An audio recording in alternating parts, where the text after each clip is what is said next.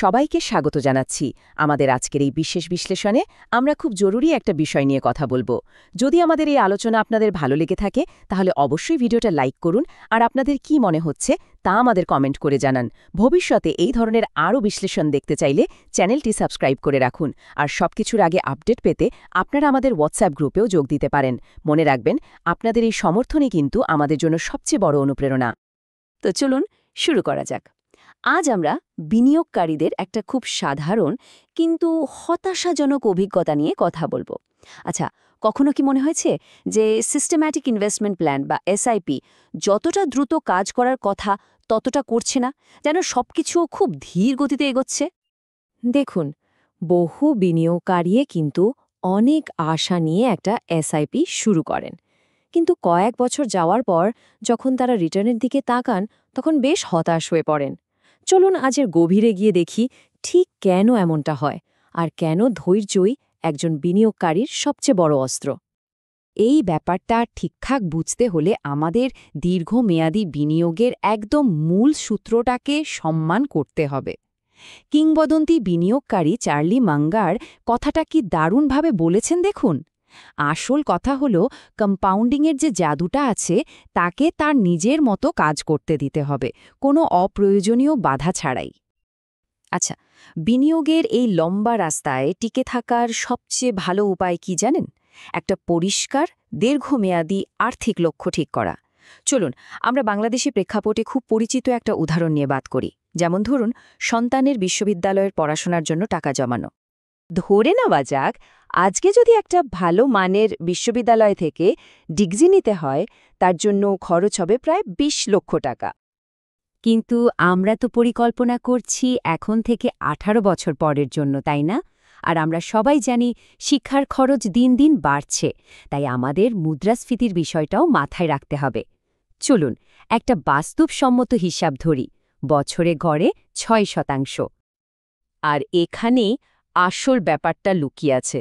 আজকের যে ২০ লক্ষ টাকার শিক্ষা, ১৮ বছর পর সেই একই ডিগ্রির জন্য খরচ দাঁড়াবে প্রায় ৫৭ লক্ষ টাকা। ভাবা যায়?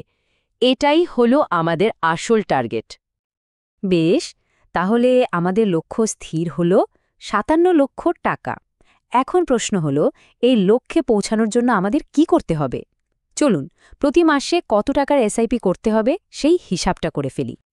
আমাদের এই হিসাবের জন্য আমরা ঢাকা স্টক এক্সচেঞ্জের সূচক বা ডিএসএক্স থেকে একটা গড় বার্ষিক রিটার্ন ধরে নেব, যা দীর্ঘমেয়াদে ১২% ধরাটা বেশ যুক্তিসঙ্গত। তো এই সব সংখ্যা মাথায় রেখে যদি আমরা হিসাব করি, তাহলে দেখা যাচ্ছে যে আমাদের লক্ষ্যে পৌঁছানোর জন্য প্রতি মাসে এসআইপি করতে হবে প্রায় ৭,৪৫৮ টাকা। আসুন হিসাবের সুবিধার জন্য আমরা এটাকে ৭,৫০০ টাকায় ধরি। এখন আমরা সেই জায়গাটায় আসছি যেখানে বেশিরভাগ মানুষ সবচেয়ে বড় ভুলটা করে। অনেকেই ভাবেন যে তাদের বিনিয়োগ করা প্রতিটা টাকাই বুঝি সমানভাবে কাজ করছে, কিন্তু কম্পাউন্ডিংয়ের অঙ্কটা কিন্তু একদম অন্য একটা গল্প বলে। চলুন এই ১৮ বছরের লম্বা যাত্রাকে আমরা ৬ বছর করে ৩টা ভাগে ভেঙে দেখি। এবার এই চারটার দিকে একটু ভালো করে তাকান। কি অবিশ্বাস্য, তাই না? আমাদের চূড়ান্ত যে ৫৭ লক্ষ টাকার লক্ষ্য, তার ৫৮%ই আসছে শুধুমাত্র প্রথম ৬ বছরে করা বিনিয়োগগুলো থেকে। কেন? কারণ খুব সহজ, ওই টাকাগুলোই কম্পাউন্ড হওয়ার জন্য সবচেয়ে বেশি সময় পেয়েছে। আর এটাই সেই মূল কথাটা আমাদের চোখে আঙুল দিয়ে দেখিয়ে দেয়, বিনিয়োগের টাইমিং করার চেয়ে সময় দেওয়াটা অনেক বেশি জরুরি। আপনার প্রথম দিকের বিনিয়োগগুলোই কিন্তু আপনার জন্য সবচেয়ে বেশি সময় ধরে সবচেয়ে কঠিন পরিশ্রমটা করে। ঠিক এই কারণেই ওয়ারেন বাফেটের মতো কিংবদন্তি বিনিয়োগকারীরা সবসময় বলেন যত তাড়াতাড়ি সম্ভব বিনিয়োগ শুরু করতে, কারণ প্রতিটি দিন দেরি করার মানে হল আপনি আপনার সবচেয়ে শক্তিশালী অস্ত্র অর্থাৎ সময়কে নষ্ট করছেন। তাহলে কি হয় যখন একজন বিনিয়োগকারী খুব তাড়াতাড়ি হাল ছেড়ে দেন? চলুন আমরা দেখি মাত্র ৬ বছর পর অবস্থাটা কি দাঁড়ায়। মানে ঠিক সেই সময়টা যখন বেশিরভাগ মানুষের মনে হতাশাটা জেঁকে বসে। দেখুন, ৬ বছর পর মোট বিনিয়োগ হয়েছে প্রায় ৫,৪০,০০০ টাকা, আর সেটার বর্তমান মূল্য দাঁড়িয়েছে প্রায় ৭,৯০,০০০ টাকা। মানে লাভ হয়েছে মাত্র ২.৫ লক্ষ টাকা। এই অঙ্কটা দেখে হতাশ লাগাটাই স্বাভাবিক, আর অনেকেই এই সময় বিনিয়োগ বন্ধ করে দেন। কিন্তু তারা কি হারিয়ে ফেলেন জানেন? তারা সেই একই বিনিয়োগকে প্রায় ৩৩ লক্ষ টাকায় পরিণত হওয়ার সুযোগটা হাতছাড়া করে ফেলেন। এই ঘটনাটাই প্রমাণ করে যে কম্পাউন্ডিংয়ের আসল ফলটা হল ব্যাক এন্ডেড। এর মানে হল বিনিয়োগের যাত্রাপথের শুরুর দিকে নয়, বরং শেষের দিকেই কিন্তু আসল বৃদ্ধিটা ঘটে, বড় রিটার্নটা আসে। তাহলে এই পুরো আলোচনা থেকে আমাদের মূল শিক্ষাটা কি? একজন বিনিয়োগকারী কিভাবে এই জ্ঞানটাকে কাজে লাগিয়ে সত্যিকারের সম্পদ তৈরি করতে পারেন?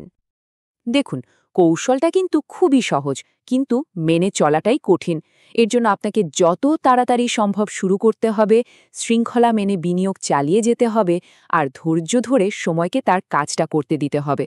সব সময় মনে রাখতে হবে কেন আপনি বিনিয়োগটা শুরু করেছিলেন, আর বুঝতে হবে যে আসল খেলাটা হবে একদম শেষের দিকে। সুতরাং শেষ কথা হলো এটাই, একজন বিনিয়োগকারীর সবচেয়ে মূল্যবান সম্পদ কিন্তু সঠিক স্টক বেছে নেওয়া বা মার্কেট টাইমিং করার ক্ষমতা নয়, তার সবচেয়ে বড় সম্পদ হলো সময়। আর এটাই আমাদের আজকের আলোচনার চূড়ান্ত প্রশ্ন। যখন আমরা জানি যে সম্পদ তৈরির জন্য সময় হলো সবচেয়ে জরুরি উপাদান, তখন আসল প্রশ্নটা হলো এই মূল্যবান সময়কে একজন কিভাবে বিনিয়োগ করতে চান। আমাদের সাথে থাকার জন্য ধন্যবাদ।